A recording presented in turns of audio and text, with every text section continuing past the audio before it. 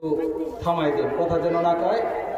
আর ওই যে ফাঁকা জায়গাগুলি আমরা একটু সামনের দিকে আগায় বসি, একটু জিকির করি আমরা, লা ইলাহা ইল্লাল্লাহ, লা ইলাহা ইল্লাল্লাহ, লা ইলাহা ইল্লাল্লাহ, লা ইলাহা ইল্লাল্লাহ, লা ইলাহা ইল্লাল্লাহ, লা ইলাহা ইল্লাল্লাহ মুহাম্মাদুর রাসূলুল্লাহ সাল্লাল্লাহু আলাইহি ওয়াসাল্লাম। কোন পর্যন্ত কোন জায়গায় জানি আসছিলাম আপনাদের মনে আছে কারণ? যাক, আমরা আসছিলাম এই পর্যন্ত যে কিয়ামতের ময়দানে আল্লাহ পাক যখন মানুষকে আদেশ করবেন জাহান্নামে যাওয়ার জন্য, যাইতে যাবে না নাকি, এই জায়গার মধ্যে আসছিলাম না? তখন আল্লাহ তাআলা ফেরেশতাকে বলবেন খুযুহু, তাকে ধরো, সুম্মাল জাহিমা সল্লু, তারপরে জাহান্নামে নিক্ষেপ করো, সুম্মা ফি সিলসিলাতিন যারউহা ৭০ যিরাআন ফাসলুকু, তারপরে তাকে ৭০ গজ লম্বা শিকল দিয়ে বেঁধে ফেলে তারপরে জাহান্নামের মধ্যে শাস্তির ব্যবস্থা করো। এই পর্যন্ত আসছিলাম আমরা নাকি? এটা হচ্ছে এক প্রকারের শাস্তি। কোরআনের সূরা হজে আল্লাহ পাক বলেন, ফাল্লাযীনা কাফারু কুত্তিআত লাহুম সিয়াবুম মিন নার ইসাব্বু মিন ফাওকি রুউসিহিমুল হামীম ইবসারুনাহুম ইয়াওয়াদ্দুল মুজরিমু লাউ ইয়াফতাদি মিন আযাবি ইয়াওমিযিন বিবানিহি। কোরআনের বিভিন্ন জায়গায় জাহান্নামীদেরকে শাস্তি দেওয়ার স্বরূপ আল্লাহ পাক বর্ণনা করেছেন।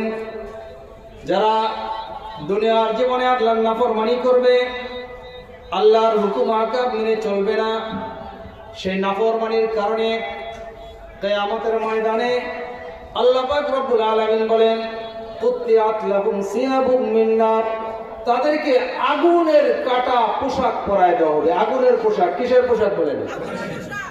জাহান্নামীদের শাস্তির একটা অবস্থা হচ্ছে তাদেরকে আগুনের পোশাক পরানো হবে।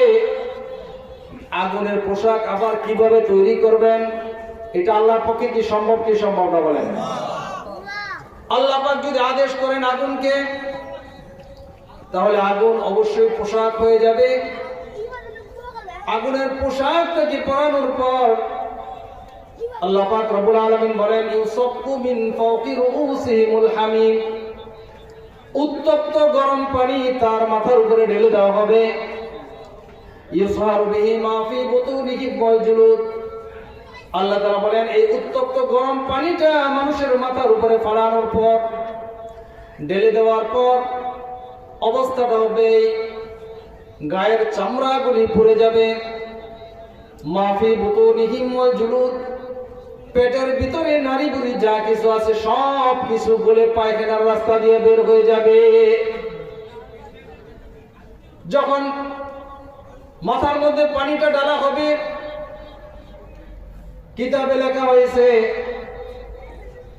পানি উপর দিয়ে যখন গড়ায় পড়বে, পানি ভিতরে যাওয়ার জন্য আল্লাহর ফেরেশতারা মাথার মধ্যে এমন জোরে একটা বাড়ি দিবে, ওয়ালাহুম মাকামিউ মিন হাদিদ, লোহার হাতুড়ি দিয়ে এমন একটা বাড়ি দিবে, মাথাটা ফেটে ফাঁকা হয়ে যাবে। এই ফাঁকা জায়গা দিয়ে যখন জাহান্নামের উত্তপ্ত গরম পানিগুলি ডালা হবে, এই পানিগুলি পেটের ভিতরে যাবে। আল্লাহ পাক রব্বুল আলামিন বলেন, যখন পেটের ভিতরে যাবে, নারী বুড়ি গলে সব পায়খানার রাস্তা দিয়ে বের হয়ে যাবে। কুল্লামা আরাদু আন ইয়াখরুজু মিনহা উঈদু ফিহা, আমার ভাইয়েরা, আমার মা বোনেরা, যখন ওই জাহান্নামের শাস্তি থেকে বের হওয়ার জন্য মানুষ চেষ্টা করবে, দৌড়াইয়া পালাইতে থাকবে, পালানোর চেষ্টা করবে। কুল্লামা আরাদু আন ইয়াখরুজু মিনহা, যখন বের হওয়ার জন্য চেষ্টা করবে, উঈদু ফিহা, হাতুড়ি নিয়ে জাহান্নামের গেটে জাহান্নামের ফেরেশতারা দাঁড়ানো থাকবে, এমন জোরে আঘাত করবে, আঘাতের কারণে আবার জাহান্নামের মাঝখানে গিয়ে পড়বে। বলেন নাউজুবিল্লাহ। এই শাস্তি কি সহ্য করা সম্ভব? এই যে কোরআনে আল্লাহ পাক বলেছেন, এই কথাগুলি কি মিথ্যা? কোরআনের কোনো কথা মিথ্যা আছে? মিথ্যা নয়, চূড়ান্ত সত্য। এই জন্য যে কথাটা বলেছি, তিনটা নিয়ামতের গুরুত্বপূর্ণ নিয়ামত, এইগুলি সঠিক ব্যবহার করতে হবে। সঠিক ব্যবহার যদি করতে না পারি তাহলে কঠিন শাস্তির মধ্যে আমাদের গ্রেফতার হইতে হবে। এই জন্য আমরা এই তিনটা নিয়ামতের শুকরিয়া আদায় করব। শুকরিয়া মানে কি? শুকরিয়ার বিষয় হচ্ছে তিনটা। কয়টা বলেন? তিনটা। শুকরিয়া আদায়ের মাধ্যম তিনটা। আল্লাহ পাক হযরত লুকমান আলাইহিস সালাতু ওয়াস সালামকে এই মর্মে আদেশ করেছেন, আনিশকুর লিল্লাহ, তুমি আল্লাহর জন্য, আমার জন্য তোমার দেওয়া নিয়ামতের শুকরিয়া আদায় করো। আল্লাহ পাক হযরত লুকমান আলাইহিস সালাতু ওয়াস সালামকে যে নিয়ামত দান করেছেন তার মধ্যে একটা নিয়ামত হচ্ছে ওয়ালাকাদ আতাইনা লুকমানাল হিকমাহ। আল্লাহ পাক লুকমান আলাইহিস সালাতু ওয়াস সালামকে হিকমত দান করেছিলেন। হিকমত মানে হচ্ছে বিচার ব্যবস্থা, প্রজ্ঞা, কথার পাণ্ডিত্যতা। এই নিয়ামত দান করার পর আল্লাহ পাক তিনাকে আদেশ করছেন শুকরিয়া আদায় করো, আমার নিয়ামতের শুকরিয়া আদায় করো। তো লুকমান আলাইহিস সালাতু ওয়াস সালাম শুকরিয়া আদায় করেছেন, আর আল্লাহ পাকও তিনার নিয়ামতের শুকরিয়া আদায় করার পর তিনার প্রতি সন্তুষ্ট হয়ে গেছেন। শুকরিয়া আদায় করার যে তিনটা মাধ্যম, এক নম্বর মাধ্যম হচ্ছে, এক নম্বর পদ্ধতি হচ্ছে শুকরুল লিসান, জবানের দ্বারা শুকরিয়া আদায় করতে হবে। আমরা যখন আল্লাহর কোনো নিয়ামত পাবো, নিয়ামত পেয়ে নিয়ামতের শুকরিয়া আদায় করতে হবে। এক নাম্বার কি দিয়া বলেন? জবান দেয়া। যখন নিয়ামত পাবো, নিয়ামত পেয়ে আল্লাহর দরবারে শুকরিয়া আদায় করবো, আলহামদুলিল্লাহ। কিসের মাধ্যমে বলেন? আলহামদুলিল্লাহ। এই আলহামদুলিল্লাহ বলার মাধ্যমে আমরা আল্লাহর শুকরিয়া আদায় করব। দৈনিক কমপক্ষে 5 বার আমরা যখন নামাজ পড়ি, নামাজের মধ্যে যখন আমরা দাঁড়াই, সর্বপ্রথম যে কথাটা বলি সেই কথাটা হচ্ছে আলহামদুলিল্লাহি রাব্বিল আলামিন। এই কথাটা আমরা বলি কিনা? অর্থ হচ্ছে সমস্ত প্রশংসা বিশ্ব পালনকর্তা আল্লাহ পাক রব্বুল আলামিনের জন্য। আমরা নামাজে দাঁড়িয়েই সেই শুকরিয়ার মাধ্যমেই বাকি কথাবার্তাগুলি আমরা বলতে থাকি। শুকরিয়া একমাত্র আল্লাহর, পৃথিবীর অন্য কোন মানুষের শুকরিয়া আদায় করা বৈধ নয়, জায়েজ নয়। আমরা যদি কোনো মানুষের মেধার শুকরিয়া আদায় করি, কোনো মানুষের কর্মের শুকরিয়া আদায় করি, তাহলে যে মেধা দিয়ে সে জ্ঞান অর্জন করছেন, একজন ইঞ্জিনিয়ার, তার শুকরিয়া আদায় যদি করি, তার প্রশংসা যদি আমরা গাই, তাহলে ইঞ্জিনিয়ার সে এই জ্ঞান অর্জন করে এই প্রশংসার উপযুক্ত হওয়ার জন্য কারণ কবে কি ছিলেন বলেন? আল্লাহ। আল্লাহ পাক তাকে যদি সেই মেধা দান না করতেন তাহলে সে ইঞ্জিনিয়ার হতে পারতো না। সুতরাং তার যে মেধার শুকরিয়া আদায় করা হইতেছে, তার প্রশংসা গাওয়া হচ্ছে, এটা যিনি সেই মেধা দান করলেন, যিনি তাকে ইঞ্জিনিয়ার বানান, সরাসরি সেই আল্লাহ পাকের শুকরিয়া আদায় করা হইতেছে। ঠিক কিনা বলেন? সে আল্লাহরই প্রশংসা গাওয়া হইতেছে। এই জন্য আমরা শুকরিয়া আদায় করবো এক নম্বর জবান দিয়ে। কি দিয়ে বলেন? দ্বিতীয় নম্বর হচ্ছে শুকরুল কলব, অন্তর দিয়ে শুকরিয়া আদায় করা। যিনি নিয়ামত দান করলেন সেই নিয়ামত দাদাকে অন্তরের মধ্যে স্থান দেওয়া, অন্তরের গভীর স্থানে জায়গা করে দেওয়া। মহান আল্লাহ পাক রব্বুল আলামিনকে আমার অন্তরে জায়গা দিতে হবে, আল্লাহর ভালোবাসা অন্তরে স্থান দিতে হবে। এটা হচ্ছে শুকরুল কলব। তৃতীয় নাম্বার হচ্ছে শুকরুল আযা, অঙ্গ প্রত্যঙ্গ দিয়ে শুকরিয়া আদায় করতে হবে। কি দিয়ে বলেন? অঙ্গ প্রত্যঙ্গ। অঙ্গ প্রত্যঙ্গ দিয়ে শুকরিয়া আদায় করতে হবে। এই যে আল্লাহ পাক হাত দিলেন, এই যে আল্লাহ পাক পাও দিলেন, এই যে আল্লাহ পাক চক্ষু দিলেন, কান দিলেন, এই অঙ্গ প্রত্যঙ্গগুলি দিয়ে আল্লাহ শুকরিয়া আদায় করতে হবে। এই হাত দিয়ে আল্লাহ পাক যা করতে বলেছেন তা করতে হবে। এই পা দিয়া যেখানে যাওয়ার কথা আল্লাহ পাকের হুকুম সেখানে যেতে হবে। এই চক্ষু দিয়া যা দেখার দরকার তাই দেখতে হবে। এই কান দিয়া যা শোনার কথা আল্লাহ বলেছেন তা শুনতে হবে। যা শোনা থেকে বিরত থাকার কথা বলেছেন বিরত থাকতে হবে। যদি এইভাবে সব অঙ্গ প্রত্যঙ্গের সঠিক ব্যবহার করতে পারি তাহলে এটা হবে শুকরাতুল আযা, অঙ্গ প্রত্যঙ্গের শুকরিয়া। এই 3 শুকরিয়া যারা আদায় করবে 3 পদ্ধতিতে, তারা হচ্ছে স্বয়ং সম্পূর্ণ শুকরগুজার বান্দা। বলেন সুবহানাল্লাহ। তাহলে আমরা 3 ভাবে শুকরিয়া আদায় করব। শুধু খাওয়ার পরে আলহামদুলিল্লাহ, নিয়ামত পেয়ে আলহামদুলিল্লাহ বললাম, এতটুকুর মধ্যেই সীমাবদ্ধ নয়। তা আমি যে আলোচনা করতেছিলাম, আলোচনাটা লাঞ্ছিত হয়ে গেছে মাঝখানে কথাবার্তার কারণে, তো চেষ্টা করতেছি আরেকবার ফিরে আসার জন্য। আল্লাহ পাক যেন আমাকে তৌফিক দান করেন, বলেন আমিন। আমি প্রথমেই কোরআনের আয়াত তেলাওয়াত করেছি সূরা বাইনা থেকে। সূরা বাইনার শেষের থেকে একটু আয়াত তেলাওয়াত করেছি। সেই আয়াতের মধ্যে আল্লাহ পাক রব্বুল আলামিন পৃথিবীতে যে আমরা মানুষ আসছি, আল্লাহ পাক আমাদেরকে পাঠাইছেন, বলেন মানুষ হওয়াতে আমরা খুশি না নারাজ? বলেন আমরা কি আল্লাহ তাআলা মানুষ হিসাবে দুনিয়াতে পাঠাইছেন, এজন্য আমরা খুশি না বেজার? আল্লাহ পাক ইচ্ছা করলে মানুষ ছাড়া অন্য কোনো জাতি, অন্য কোনো মাখলুক, নিকৃষ্টতম প্রাণী হিসাবে দুনিয়াতে পাঠাইতে পারতেন, ঠিক কিনা বলেন? এই যে পৃথিবীতে আল্লাহ পাক আশরাফুল মাখলুকাত হিসাবে পাঠাইলেন, এর শুকরিয়া যদি আমরা আদায় না করি, তাহলে আশরাফুল মাখলুকাত থেকে নিকৃষ্টতম সৃষ্টি জীবের পরিণত হয়ে যাব আমরা। এই কথাটা আল্লাহ পাক সূরা বাইনার শেষে বলেছেন। আল্লাহ তাআলা বলেন, ইন্নাল্লাযীনা কাফারু মিন আহলিল কিতাব ওয়াল মুশরিকিনা ফী নারি জাহান্নাম খালিদিনা ফীহা উলাইকা হুম শাররুল বারিয়া। মহান আল্লাহ বলেন, নিশ্চয়ই যারা কাফের হয়ে গেছে আহলে কিতাবদের মধ্য হইতে, এবং যারা মুশরিক, আহলে কিতাব বলতে ইহুদি এবং খ্রিস্টান, আর মুশরিক বলতে যারা মূর্তির পূজা করে তাদেরকে বোঝায়।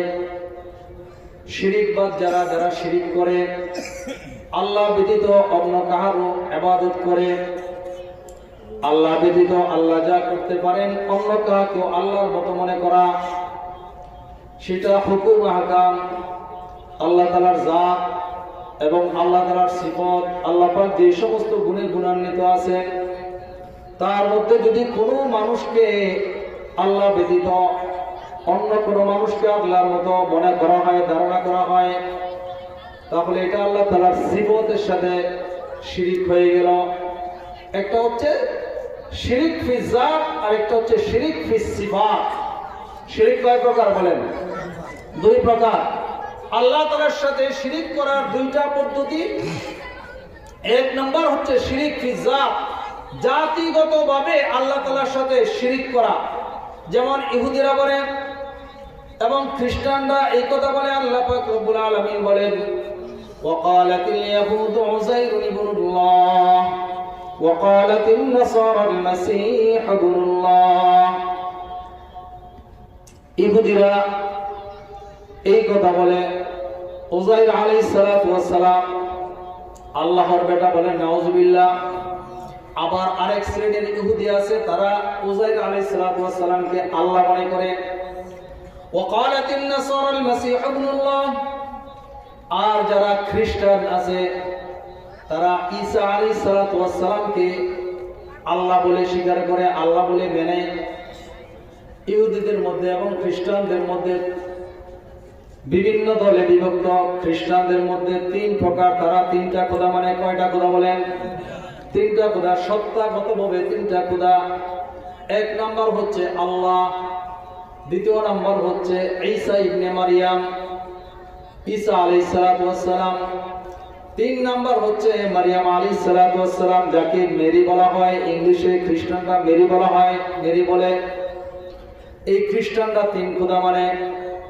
তো আল্লাহ পাক রব্বুল আলামিন বলেন, যারা আল্লাহর সাথে সত্তাগতভাবে যারা শিরিক করলো, তারাও কাফের হয়ে গেছে। তারা কি হয়েছে বলেন? কাফের। যারা শিরিক করলো তারা কাফের হয়ে গেছে ইহুদি এবং খ্রিস্টানদের মধ্য হইতে। আর যারা শিরিক করবে সাধারণ মানুষ থেকে, মূর্তি পূজা করবে, তাদেরকে বোঝানো হয়েছে মুশরিক। ইন্নাল্লাযীনা কাফারু মিন আহলিল কিতাব ওয়াল মুশরিকিন, যারা মুশরিক, যারা শিরিক করবে, তাদের ঠিকানা হবে জাহান্নাম। তাদের ঠিকানা কোথায় বলেন? জাহান্নাম। খালিদিনা ফিহা, সেই জাহান্নামে চিরস্থায়ী হিসেবে বসবাস করতে হবে। আমাদের দেশের মধ্যে কিছু শিক্ষিত এবং বুদ্ধিজীবী আছে, আলোচনা করলে অনেক সময় আপনাদের সামনে ধরা পড়বে, তারা অনেকেই মনে করে ইহুদি এবং খ্রিস্টানরা তারা জান্নাতে যাবে। ঠিক কিনা বলেন? অনেকেই কথা মনে করে, বলে কিনা বলেন? অনেকের চিন্তা চেতনা। এক পীর আমাদের দেশে আছে, যে পীর বলে প্রত্যেক ধর্মের মানুষ যার যার ধর্মের প্রতি আন্তরিকতার সাথে যদি আল্লাহ তাআলাকে ডাকে, তাহলে তারা স্বর্গ লাভ করবে, জান্নাতে যাইতে পারবে। বলেন নাউজুবিল্লাহ। সেই পীরের কাছে হিন্দু মুরিদ হয়, খ্রিস্টান মুরিদ হয়, মুসলমানরাও মুরিদ হয়। তার কাছে মুরিদ হইলে সে তার সবক অনুযায়ী তাদেরকে জান্নাতে যাওয়ার সবক দান করেন। বলেন নাউজুবিল্লাহ। এই আয়াতে আল্লাহ পাক বলেন, যারা ইহুদি এবং খ্রিস্টান এবং যারা মুশরিক, তারা সরাসরি জাহান্নামে যাবে, চিরস্থায়ী হিসেবে জাহান্নামে বসবাস করবে। এখন এই মুশরিক তারা কি শুধু হিন্দুরাই, নাকি আমাদের মধ্যে আছে? আমরা যারা ইমানদার, আমরা যারা মুসলমান, আমাদের মধ্যেও কি মুশরিক আছে কিনা? আমার মা বোনেরা খুব ভালো করে শোনেন।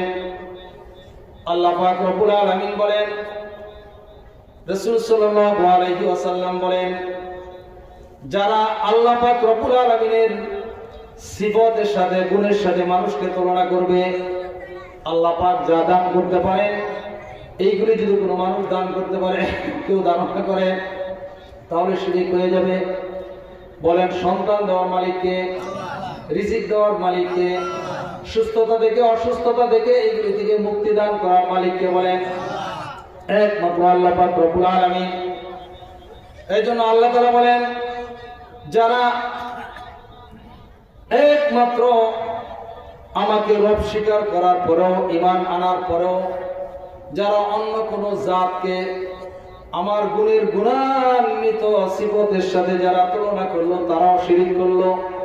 এটা হচ্ছে শিরিক ফি সিফাত, অর্থাৎ আল্লাহর গুণের সাথে শিরিক করা। সন্তান দেওয়ার মালিক একমাত্র আল্লাহ পাক রব্বুল আলামিন।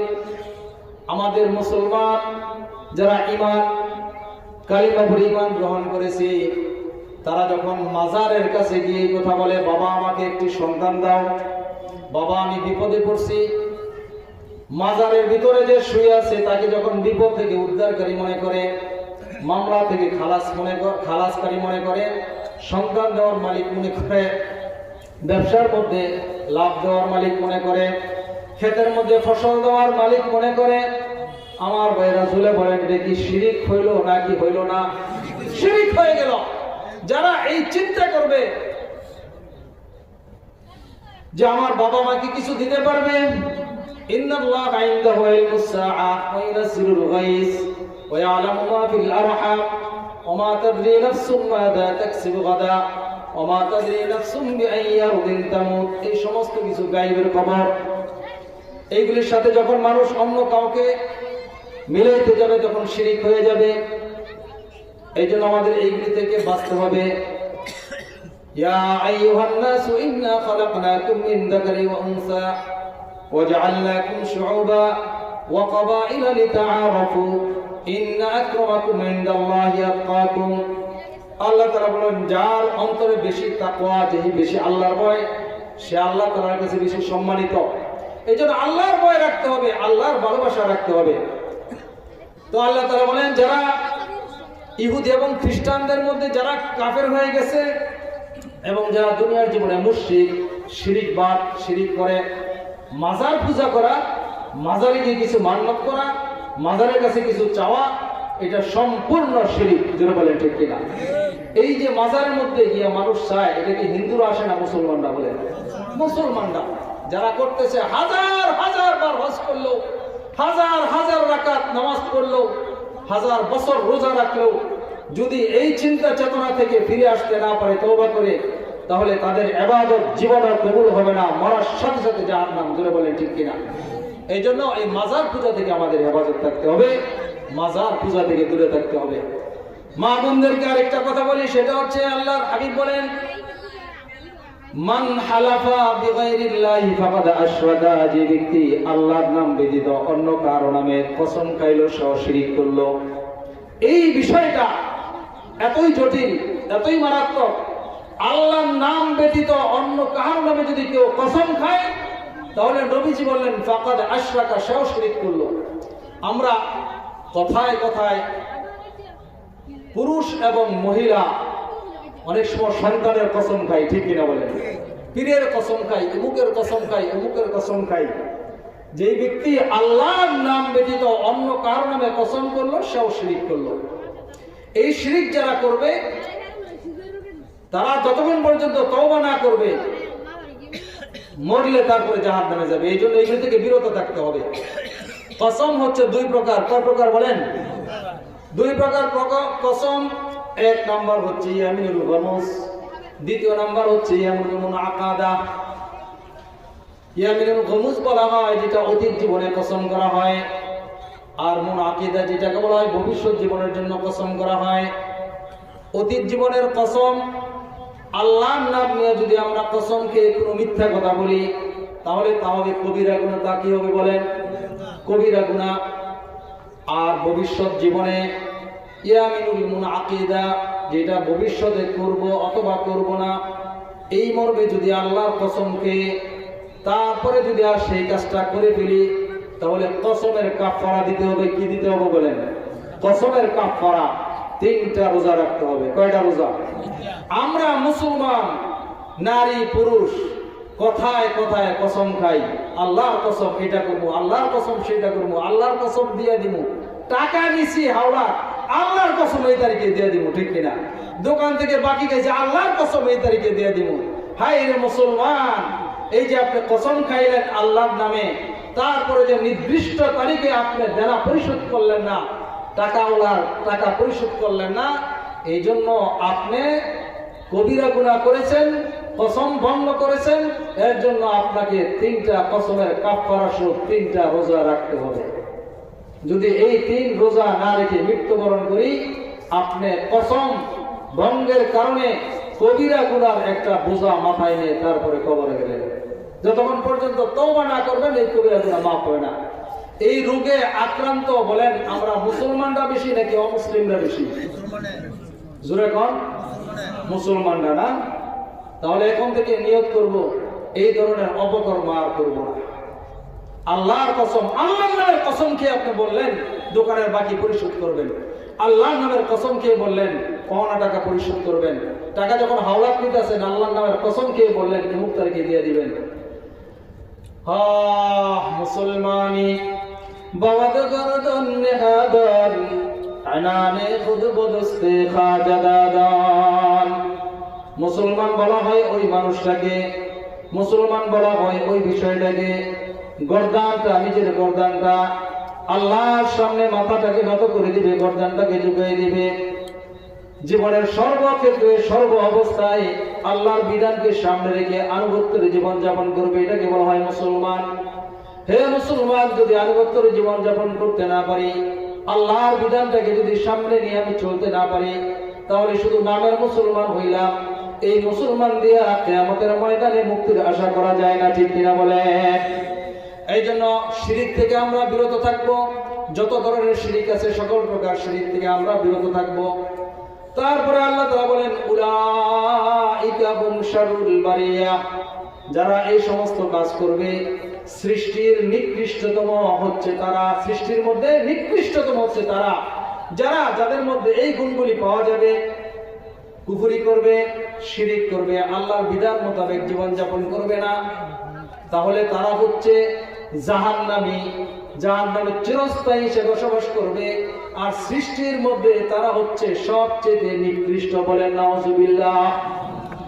এই সৃষ্টির নিকৃষ্টতম কি? আমরা আমাদের সৃষ্টি নিয়ে একটু চিন্তা করি, আল্লাহর সৃষ্টি নিয়ে আমরা দুনিয়ার জীবনে একটু চিন্তা করি।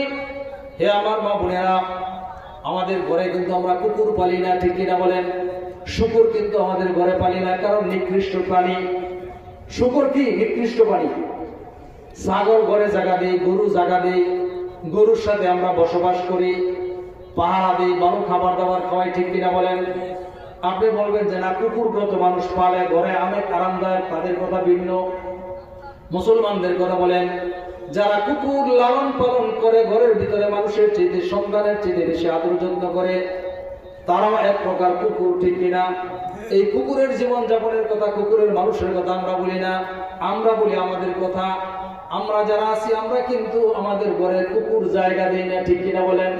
শুকুরও জায়গা দেই না, কারণ নিকৃষ্ট প্রাণী। আল্লাহ পাক রব্বুল আলামিন বলেন, যারা আল্লাহর বিধানগুলি মানবে না, আল্লাহর হুকুম মানবে না, এমন মহান সত্তা থাকা সত্ত্বেও আল্লাহ ব্যতীত অন্য কোনো জাতের কাছে যারা কোনো কিছু চাইবে, সাহায্য চাইবে, আল্লাহ পাক রব্বুল আলামিন বলেন তারা শিরক করবে।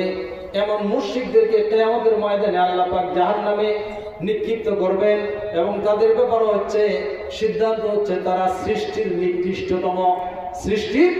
নিকৃষ্টতম। সেই নিকৃষ্টতা বলতে আমরা দুনিয়ার জীবনে কুকুর এবং শুকুর বুঝি। তার মানে হচ্ছে আমাদের জীবন যাপন যদি এরকম হয়, তাহলে আমরা কুকুর এবং শুকুরের চেয়ে বেশি নিকৃষ্ট হয়ে যাব, ঠিক কিনা বলেন? আল্লাহ তাআলা বলেন, উলাইকা কাল আনাম, তারা চতুষ্পদ জন্তুর মতো, বালহুম আদাল, বরং তার চেয়ে আরো বেশি নিকৃষ্ট। যারা আল্লাহর বিধান মানবে না, চক্ষু থাকতে যারা চিন্তা করবে না, দেমাগ থাকতে যারা চিন্তা করবে না, চক্ষু দিয়ে দেখার জিনিস দেখবে না, কান দিয়ে শোনার জিনিস শুনবে না, তাহলে তাদের অবস্থাটা হচ্ছে এই, তারা চতুষ্পদ জন্তু, বরং তার চেয়ে বেশি নিকৃষ্ট। নিকৃষ্টের মধ্যে যত নিম্ন শ্রেণীর হতে পারে, কুকুর শুকুরের চেয়ে বেশি নিকৃষ্ট। কারণ কুকুর শুকুর তার মধ্যে শরীয়তের বিধান নাই, তার উপরে 5 ওয়াক্ত নামাজ ফরজ না, রোজা রাখা ফরজ না, তার মিথ্যা কথা বলা, হক হালাল চিন্তা ভাবনা করার বিধান আল্লাহ পাক তার উপরে প্রয়োগ করে নাই। তার মৃত্যুর পরে জান্নাতও নাই, জাহান্নামও নাই।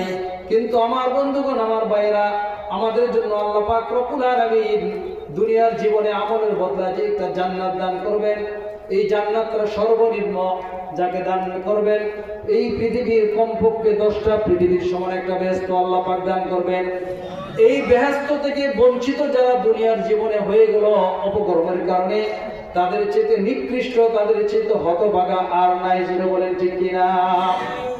তারপরে আল্লাহ তাআলা বলেন, ইন্নাল্লাযীনা আমানু ওয়া আমিলুস সালিহাতি উলাইকা হুম খায়রুল বারিয়া। নিশ্চয়ই যারা ঈমান আনছে, কি আনছে বলেন? ঈমান আনার পরে, আমরা প্রত্যেকে ঈমানদার, ঠিক কিনা বলেন?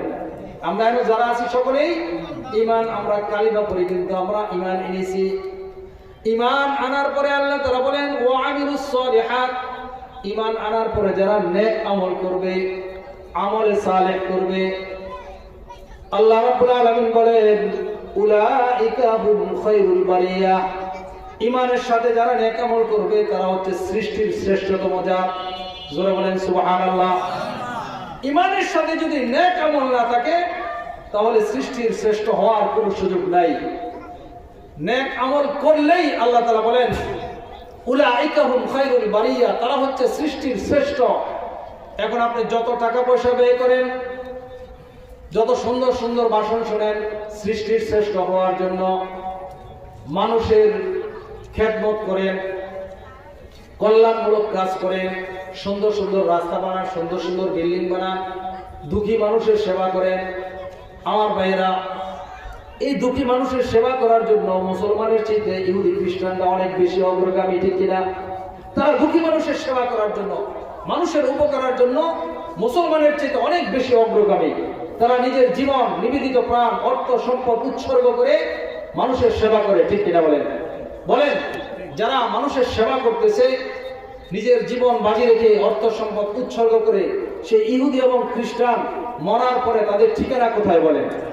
জাহান্নাম। কোথা থেকে পাইলাম? কোরআনের আয়াতে আল্লাহ তাআলা বলেন, যারা ইহুদি এবং খ্রিস্টান মুশরিক, তারা মরার সাথে সাথে তাদের ঠিকানা হবে জাহান্নাম। কিন্তু তারা দুনিয়ার জীবনে যত ভালো কাজ করেছে, এত ভালো কাজ করা সত্ত্বেও তারা কেন সৃষ্টির নিকৃষ্ট হয়ে জাহান্নামের মধ্যে নিক্ষিপ্ত হলো? তার কারণ হচ্ছে তাদের মধ্যে ঈমান নাই। কি নাই বলেন?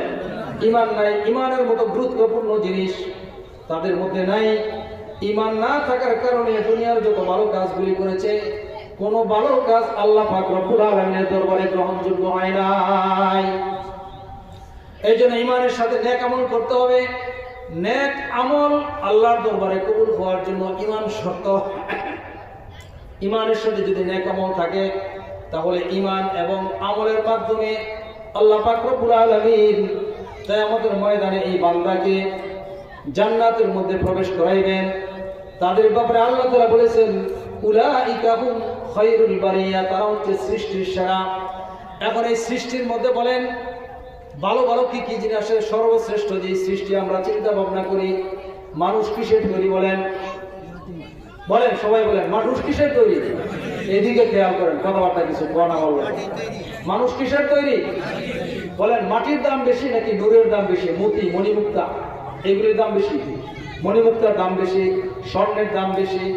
আল্লাহ পাক রব্বুল আলামিন সাত আসমান সাত জমিন, প্রত্যেকটা আসমানের পরতে পরতে সাত আসমানের কোটি কোটি লক্ষ লক্ষ ফেরেশতা তৈরি করে রেখেছেন।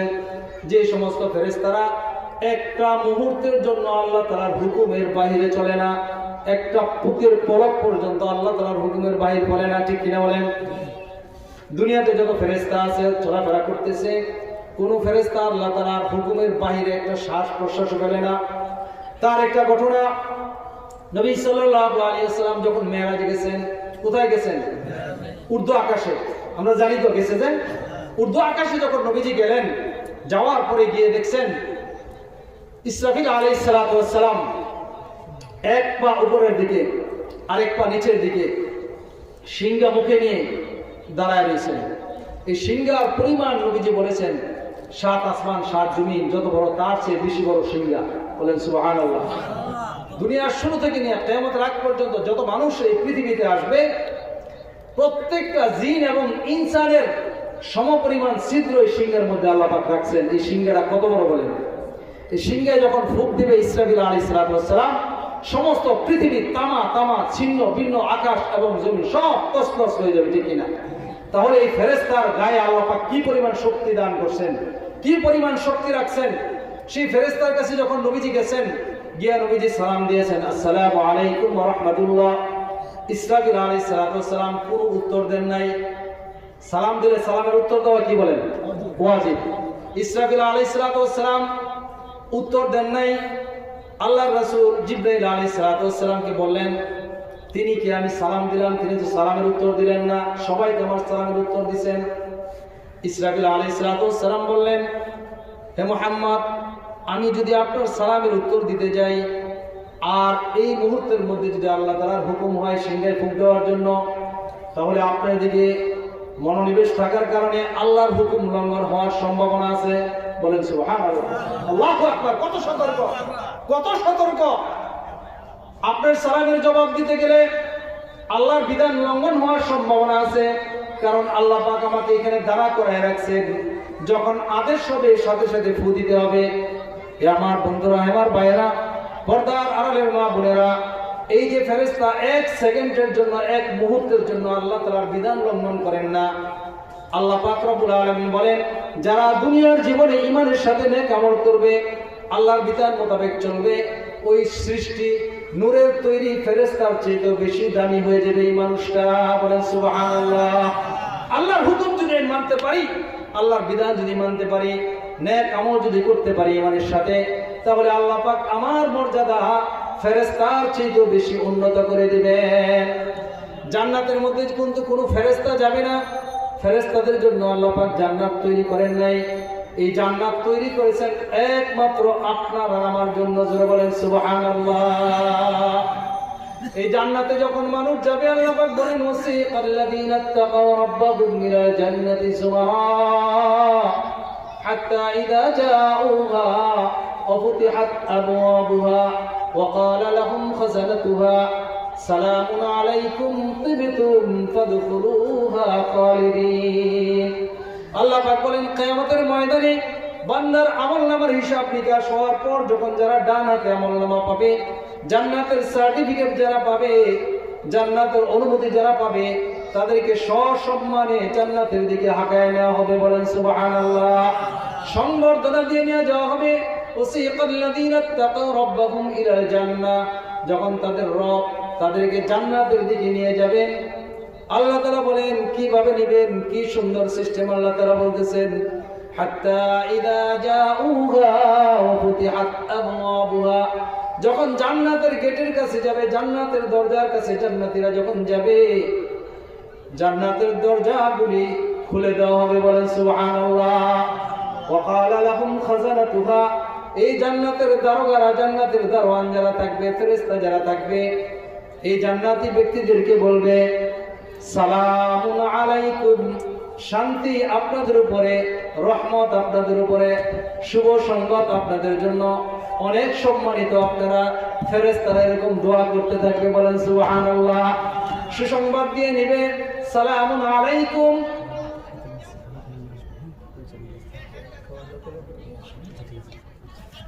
সালামুন আলাইকুম তিবতুম, সালামুন আলাইকুম তিবতুম, আপনাদের উপরে সালাম, তিবতুম আপনাদেরকে সুসংবাদ, আপনারা পবিত্র, অনেক ধন্য আপনারা, তিবতুম তিবতুম আরবিতে বলবেন।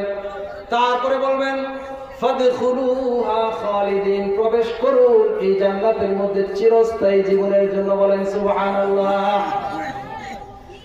আর পক্ষান্তরে যখন জাহান্নামীদেরকে জাহান্নামের দিকে নেওয়া হবে, কিভাবে নেওয়া হবে আল্লাহ তাআলা বলেন ওয়াসিকাল্লাযীনা কাফারু ইলা জাহান্নামা সুমারা, কিয়ামতের ময়দানে জাহান্নামীদেরকে যখন জাহান্নামের দিকে নিয়ে যাওয়া হবে, হাঁকায়া হাঁকায়া নেওয়া হবে। ছাগলের পাল, বেড়ার পাল, দুম্বার পাল, উটের পাল, গরুর পাল রাখা, যেমন যেভাবে লাঠি দিয়ে হাঁকায়া হাঁকায়া তার বাড়ির দিকে নিয়ে যায়। ছাগল যারা পালে, প্রাণী যারা পালে, দেখবেন বিকাল বেলায় যখন গরু ছাগলের পাল, মহিষের পাল খাওয়া দাওয়া শেষ হয়েছে, তার মালিক তার মুখে লাগাম লাগায় দেয়, পিছন দিয়ে তিনি হাঁটতে থাকেন, আর সামনের দিকে গরু ছাগলের পাল হাঁটতে থাকে, ঠিক কিনা বলেন, জায়গা মতো চলে যায়। ঠিক এমনি ভাবে জাহান্নামীরা যখন জাহান্নামে যাওয়ার জন্য প্রস্তুত করা হবে, জাহান্নামীদেরকে হাঁকায় নেওয়া হবে, ফেরেশতারা পিছন দিয়ে লাঠি দিয়ে বাইরে বাইরে যখন নিয়ে যাবে, সামনের দিকে অগ্রসর হবে, যখন জাহান্নামের গেটের কাছে তারা যাবে, হাত্তা ইযা জাউহা ফুতিহাত আবওয়াবুহা, যখন জাহান্নামের গেটের কাছে যাবে, জাহান্নামের দরজা খুলে দেওয়া হবে।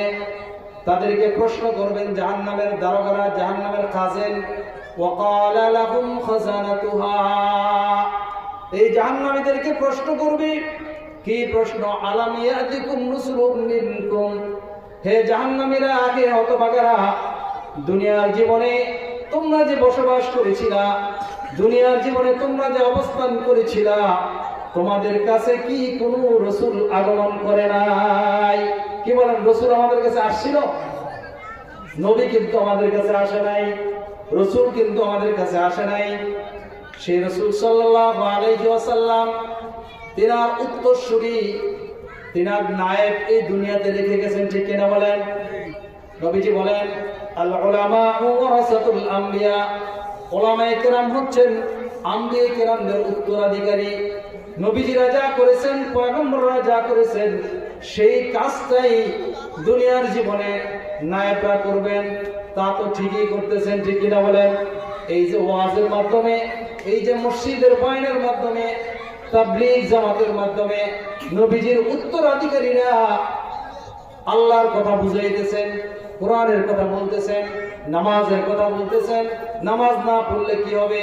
হাসরের ময়দানের অবস্থা, কিয়ামতের অবস্থা, জান্নাতের অবস্থা, জাহান্নামের অবস্থা, এইগুলি কি বর্ণনা উলামায়ে কেরাম করতেছেন কি করতেছেন না? বলেন, করতেছেন। তাদেরকে প্রশ্ন করা হবে আলাম ইয়াতিকুম রুসুলুম মিনকুম, তোমাদের মধ্যে কি, তোমাদের মধ্য থেকে কোনো রসুল, কোনো বার্তাবাহক কি তোমাদের কাছে আসে নাই?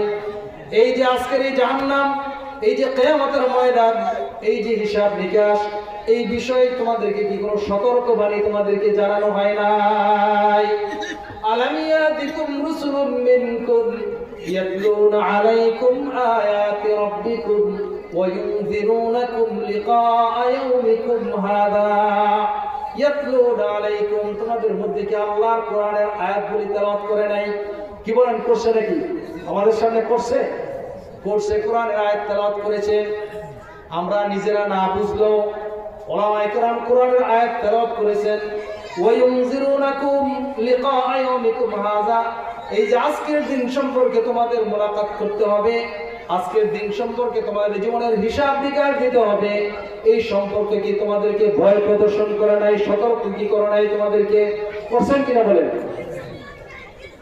তারপরে মানুষ কি বলবে একটু শুনেন।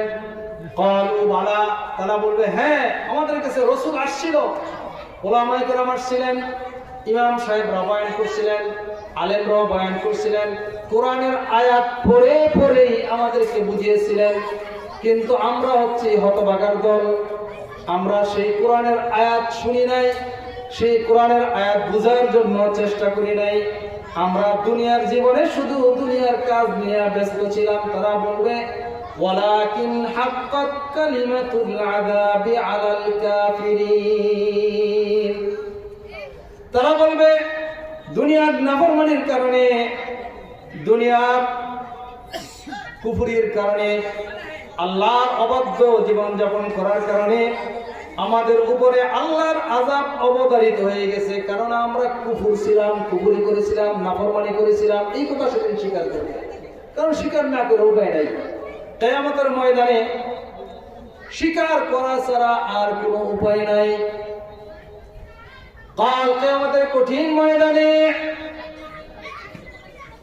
একজন মানুষের বিরুদ্ধে 3 প্রকারের সাক্ষী দাঁড় করা হবে। কয় প্রকারের সাক্ষী বলেন? 3 প্রকারের সাক্ষী হবে। ওমা কুনতুম তাস্তাতিরুনা আন ইয়াশহাদা আলাইকুম সামউকুম ওয়ালা আবসারুকুম ওয়ালা জুলুদুকুম ওয়ালাকিন যানানতুম। হে আমার ভাইরা, আল্লাহ তাআলা বলেন তোমরা কিন্তু তোমাদের সাক্ষী গোপন রাখতে পারবে না। দুনিয়ার জীবনে সাক্ষী গোপন রাখা যায়, ঠিক কিনা বলেন? দুনিয়ার জীবনে সাক্ষী গোপন কইরা জেলখানার গেটের থেকে, আদালতের গেটের থেকে উধাও কইরা ভারতে পাঠায় দেওয়া যায়, ঠিক কিনা বলেন? এক জেলা থেকে অন্য জেলায় পাঠায় দেওয়া যায়, মানুষের মধ্যে তাকে গোপন করা যায় যেন সত্য সাক্ষী দিতে না পারে, ঠিক কিনা বলেন? কিন্তু আল্লাহ তাআলা বলেন তাই আমাদের ময়দানে সাক্ষী কিন্তু গোপন করতে পারবে না। সাক্ষী তোমার নিজের থেকেই, সাক্ষী উধাও হবে না। কয় ধরনের সাক্ষী বলেন? 3 ধরনের সাক্ষী। 1 নম্বর সাক্ষী হচ্ছে বান্দা দুনিয়ার জীবনে যেই জায়গাটাই বসে নেক আমল করেছে অথবা বদ আমল করেছে, গুনাহ যে জায়গায় বসে করেছে, গভীর সংগোপনে রাতের আধারে নির্জন জায়গার মধ্যে বসে বসে যখন পাপ কাজ করেছে, সেই গভীর সংগোপনে পৃথিবীর কেউ না দেখলেও কে দেখেছেন জোরে বলেন? আল্লাহ পাক দেখেছেন। আল্লাহ পাক প্রত্যেকটা মানুষের সাথে 2 জন ফেরেশতা নির্ধারণ করে দিয়েছেন, কিরামান কাতিবিন। কিরামান কাতিবিন যে ফেরেশতা, লিখিত 2 জন সম্মানিত ফেরেশতা, এই ফেরেশতারা আপনার আমার আমলনামা প্রতি সেকেন্ডে সেকেন্ডে মুহূর্তে লিপিবদ্ধ করতেছেন জোরে বলেন ঠিক কিনা?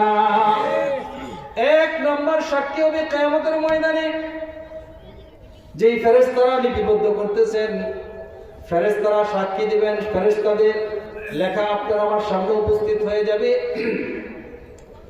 2 নম্বর, যে জায়গার মধ্যে বসে আমরা অপরাধ করেছি সেই জায়গা কাল কিয়ামতের ময়দানে আপনার আমার বিরুদ্ধে আল্লাহর দরবারে অভিযোগ দায়ের করবে, সাক্ষী দিবে।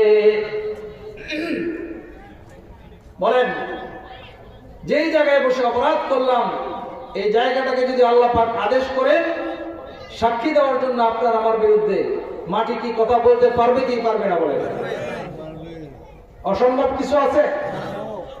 অসম্ভব কিছু নাই। দুনিয়ার জীবনে এর বুড়ি বুড়ি প্রমাণ আল্লাহ পাক রেখে দিয়েছেন।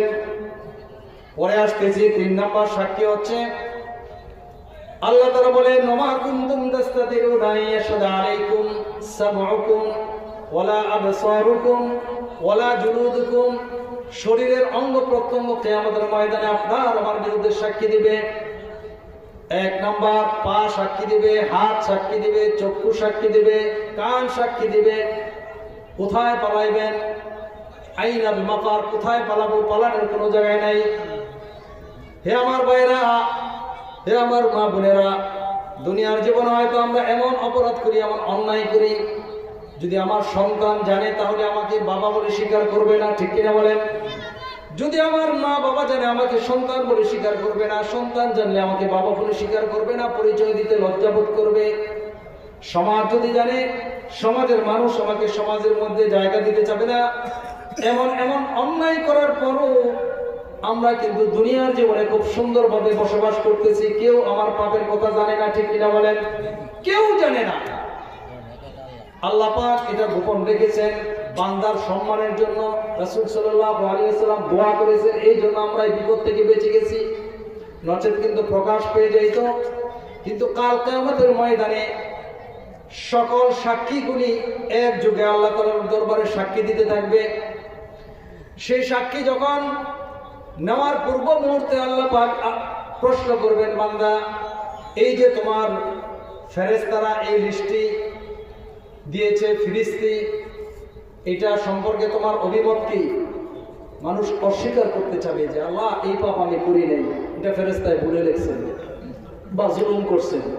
এরকম একটা মানুষের দুনিয়ার মধ্যে যেভাবে চলাফেরার অভ্যাস, পাপ করে অন্যায় করে অস্বীকার করার একটা মানসিকতা মানুষের আছে না নাই বলে?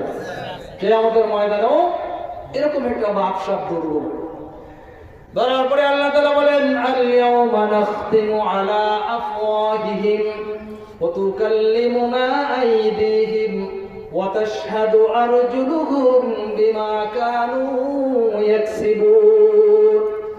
হে বান্দা, হে নাফরমান, যে মুখ দিয়া, যে জবান দিয়া দুনিয়ার জীবনে মিথ্যা কথা বলার অভ্যাস ছিল, যে জবান দিয়া দুনিয়ার জীবনে নাফরমানি করায় অভ্যস্ত ছিল, যে জবান দিয়া দুনিয়ার জীবনে অপরাধ করেও অস্বীকার করার অভ্যাস ছিল, নিজের দোষ অন্যের উপরে চাপায় দেওয়ার একটা অভ্যাস ছিল, যেটা বলেন ঠিক কিনা? আজকের দিনেও তোমার অবস্থা তাই দেখতেছি। এই জন্য আল্লাহ তাআলা বলেন সেই জবান এখানে চলবে না। আল ইয়াউমা নাখতিমু আলা আফওয়াহিহিম, আজকের দিনের মধ্যে আমি তোমার মুখের মধ্যে মোহর এঁটে দিলাম। মুখ বন্ধ, জবান বন্ধ হয়ে যাবে। জবান বন্ধ হওয়ার পরে কি হবে? আল্লাহ তাআলা বলেন, ওয়া তুকাল্লিমুনা আইদিহিম, আমার সাথে কথা বলবে তাদের হাত। ওয়া তাশহাদু আরজুলুহুম, আমার সাথে তাদের জীবনের সাক্ষী দেবে তাদের পা। বিমা কানু ইয়াকসিবুন, দুনিয়ার জীবনে যা যা কামাই করছিল সব কিছু সাক্ষী আমার কাছে তার অঙ্গ প্রত্যঙ্গ দিবে। জোরে বলেন, বাঁচার কোন উপায় আছে? যখন অঙ্গ প্রত্যঙ্গ সাক্ষী দিবে, বান্দা বলতে থাকবে, লিজুলুদিহিম লিমা শাহিদতুম আলাইনা, চামড়াকে বলবে, অঙ্গকে বলবে, কেন আমার বিরুদ্ধে তুমি আজকে আমাকে আমার বিরুদ্ধে সাক্ষী দিলা? চামড়া বলবে, আনতাকানাল্লাহুল্লাযী আনতাকা কুল্লা শাই, আজকে আমাকে কথা বলার মতো যোগ্যতা দান করেছেন যে রব প্রত্যেকটা বিষয়কে কথা বলার শক্তি দান করেছেন। বলেন সুবহানাল্লাহ। তাহলে প্রত্যেকটা বিষয়ে কথা বলতে পারবে, জড় পদার্থ কথা বলতে পারবে কিয়ামতের ময়দানে। আমরা এটা ঘটনা জানি, প্রিয় নবী সাল্লাল্লাহু আলাইহি ওয়াসাল্লাম যখন মসজিদের মিম্বর বানানোর আগে একটি লাঠির উপরে ভর করে খুতবা দিতেন, নাকি? এই ঘটনা আপনারা শুনছেন না? খুতবা যখন দিতেন, যখন মিম্বর তৈরি হয়ে গেল, সেটাকে উস্তুনে হান্নানা, এই হান্নানা আল্লাহু আকবার, যখন নবী দেহকে ত্যাগ করলো, খুতবা যখন মিম্বরে দাঁড়ায় দেওয়া শুরু করলেন, ওই লাঠিটা কান্নাকাটি শুরু করছে, এখন থেকে নবীজি আর আমাকে ধরবেন না, আমাকে স্পর্শ করবেন না, নবীর সংশয় আর আমি পাইলাম না, এই বলে সে কান্নাকাটি করতেছিল। এই কান্না করার সুযোগ, এই কান্না করার শক্তি, জোরে বলেন, কে দান করছেন? আল্লাহ পাক রব্বুল আলামিন দান করেছেন। হযরত দাউদ আলাইহিস সালাতু ওয়াস সালাম, নাম শুনছেন তো আপনারা? আল্লাহ পাক রব্বুল আলামিন বলেন, ওয়াযকুর আবদানা দাউদ যাল আইদি ইন্নাহু আওয়াব, হে নবী, আমার শক্তিশালী পয়গম্বর একজন ছিলেন, তিনি হচ্ছেন দাউদ আলাইহিস সালাতু ওয়াস সালাম। এই দাউদকে আমি শক্তি দান করেছি, তিনাকে আমি এমন নিয়ামত দান করেছিলাম, সেই নিয়ামত হচ্ছে এই, ইন্না সাখখারনাল জিবালা মাহু ইউসাব্বিহনা বিল আশি ওয়াল ইশরাক, নিশ্চয়ই আল্লাহ তাআলা বলেন, নিশ্চয়ই আমি পাহাড় পর্বতকে দাউদ আলাইহিস সালাতু ওয়াস সালামের আনুগত্য করে দিয়েছিলাম, যখন দাউদ আলাইহিস সালাম আল্লাহর তাসবিহ পাঠ করতেন, আল্লাহর জিকির যখন তিনি করতেন, জবুর কিতাব যখন তিনি পাঠ করতেন, আল্লাহ পাক স্বয়ং পাহাড়কে আদেশ করেছেন, সাখখারনাল জিবালা মাআহু ইউসাব্বিহনা বিল আশিকি ওয়াল ইশরাক। সকাল এবং সন্ধ্যায় পাহাড় পর্বত আল্লাহর পয়গম্বর দাউদ আলাইহিস সালামের সাথে জিকিরে লিপ্ত হতেন। বলেন সুবহানাল্লাহ। অত্তয়রা মাহশুরাতান কুল্লুল্লাহু আওয়াব। আকাশে যে উড়ন্ত পাখিগুলি আছে, এই পাখিগুলিও আল্লাহ তাআলার পয়গম্বর দাউদ আলাইহিস সালামের সাথে জিকির করতেন। বলেন সুবহানাল্লাহ। ইন্না সাখখারনাল জিবালা মাআহু ইউসাব্বিহনা বিল আশি ওয়াল ইশরাক অত্তয়রা মাহশুরাতান কুল্লুল্লাহু আওয়াব ওয়াশাদাদনা মুলকাহু ওয়া আতাইনাহুল হিকমাতা ওয়া ফাসলাল খিতাব। আমরা কি যাব না, আমাদের যে প্রধান বক্তা তিনি আসতেছেন, অনেক বড় মাপের আলেম এবং অনেক সুন্দর বয়ান করেন। তিনার বয়ান কোনো ইউটিউবে নেই, কিন্তু বয়ান শুনলে আপনাদের কাছে খুব ভালো লাগবে। আমার খুব বিশ্বাস আপনারা যদি চলে যান, ওনার বয়ানটা যদি শুনতে না পারেন, তাহলে জীবনে গুরুত্বপূর্ণ একটা জিনিস আপনারা হারিয়ে ফেলবেন। সচরাচর যে ওয়াজ মাহফিল হয়, এই ওয়াজ মাহফিলের মতো বয়ান তিনি করেন না। অনেক সুন্দর উচ্চ মাপের উচ্চাঙ্গনের বয়ান তিনি করেন। তিনি অল্প কিছুক্ষণের মধ্যে আমাদের মধ্যে চলে আসবেন। জি, আমাদের হযরত চলে আসছেন। আমি কথা শেষ করে দিতেছি। হযরত দাউদ আলাইহিস সালামকে আল্লাহ তাআলা এই নিয়ামত দান করেছিলেন, তিনার সাথে পাহাড় পর্বত জিকির করত। এই জন্য কিয়ামতের ময়দানে সাক্ষী কয় প্রকার থাকবে বলেন? 3 প্রকার। কয় প্রকার? 3 প্রকার। যখন বান্দাকে জিজ্ঞেস করা হবে, তোমার কাছে কি আমার রাসূল গিয়েছিল, এই কোরআন তেলাওয়াত করে করে কি তোমাকে দ্বীনের দাওয়াত দিয়েছিল, এই কিয়ামতের ময়দানের কঠিন অবস্থা সম্পর্কে তোমাকে সতর্ক করেছিল? তখন তারা বলবে, ক্বালু বালা, আমাদের কাছে এসেছিল, ওয়ালাকিন হাক্কাত কালিমাতুল আযাবি আলাল কাফিরিন, কিন্তু কাফেরদের জন্য আল্লাহ তাআলার আযাব নির্ধারিত হয়ে গেছে। এটা স্বীকার করার পর ফেরেশতারা কি বলবেন? কিলা দুখুলু আবওয়াবা জাহান্নামা খালিদিনা ফিহা। ফেরেশতারা বলবেন, যাও প্রবেশ করো, জাহান্নামের মধ্যে প্রবেশ করো, আর চিরস্থায়ী হিসাবে সেখানে যাইতে হবে, সেখান থেকে বের হওয়ার আর কোনো সুযোগ নাই। আল্লাহ তাআলা বলেন খালিদিনা ফিহা। এই যে জাহান্নামে ঢুকবে আর বের হবে না, দুনিয়ার জেলখানায় ঢুকলে বের হওয়ার সুযোগ আছে, আপিল করে টাকা পয়সা খরচ করে দুনিয়ার জেলখানা থেকে বের করার সুযোগ আছে। কিন্তু কুফরের কারণে, নাফরমানির কারণে ঈমান হারা হয়ে যদি দুনিয়া থেকে যাই, তাহলে যে জাহান্নামে ঢুকবে আর জীবনে জাহান্নাম থেকে বের হওয়ার কোনো সুযোগ নাই। তারপরে আল্লাহ তাআলা বলেন, ফাবিসা মাসওয়াল মুতাকাব্বিরিন। অহংকারীদের ঠিকানা কত ভয়াবহ, কত নিকৃষ্ট, কত খারাপ। অর্থাৎ দুনিয়ার জীবনে যারা আল্লাহকে সিজদা করে নাই, আল্লাহর বিধান মানে নাই, আল্লাহর হুকুম আকাম মোতাবেক জীবন যাপন করে নাই, তার মানে হচ্ছে আল্লাহকে সে প্রাধান্য দেয় নাই, অহংকার করেছে। অহংকার করে আল্লাহর বিধানগুলিকে পাশ কাটিয়ে চলছে। এই অহংকারের কারণে তার ঠিকানা নিকৃষ্ট জাহান্নাম। বলেন নাউযুবিল্লাহ। আল্লাহ পাক আমাদের সকলকে এই কঠিন জাহান্নাম থেকে বাঁচার জন্য দুনিয়ার জীবনে, দুনিয়ার হায়াতের সঠিক ব্যবহার, আল্লাহ তাআলার নিয়ামতের সঠিক ব্যবহার করে জান্নাতের উপযুক্ত হয়ে দুনিয়া থেকে যাওয়ার তৌফিক, নেক আমলের মাধ্যমে করার তৌফিক আল্লাহ পাক আমাদের সকলকে দান করুন। যেটা বলেন আমিন। ওয়া আখির দাওয়ানা আনিল হামদুলিল্লাহি রাব্বিল আলামিন। আমি অনুরোধ করছি, জোর অনুরোধ, যারা রাস্তাঘাটে আছেন, যারা বাড়ি থেকে শুয়ে পড়ছেন, দয়া করে আপনারা মাহফিলের প্যান্ডেলে আসেন। অনেক ফাঁকা জায়গা, উনি অনেক বড় মাপের বুজুর্গ মানুষ, ওনার সামনে আমি বলতে চাই না, বলা নিষেধ, তারপরেও বলতে হবে। আমরা এই সমস্ত মানুষের সাক্ষাৎ লাভ করার জন্য অনেক সময় দূর থেকে দূরান্তরে আমরা সফর করে থাকি। এমন একজন মানুষ বরকতান আল্লাহ পাক আমাদের মাঝে মিলাই দিয়েছেন। আমরা ওনার বয়ান শুনে জীবনকে পরিবর্তন করার নিয়তে প্যান্ডেলের ভিতরে চলে আসি। যারা রাস্তাঘাটে আসি তারা প্যান্ডেলের ভিতরে চলে আসি। আল্লাহ পাক আমাদের সকলকে তৌফিক দান করুন। যারা বলেন আমিন।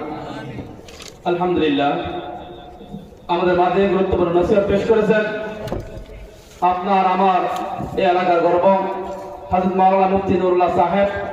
আমরা হযরতের দীর্ঘ হায়াত দান আল্লাহর কাছে কামনা করি এবং সুস্থতার সাথে আল্লাহ অনেক হায়াত দান করে। আলহামদুলিল্লাহ। সম্মানিত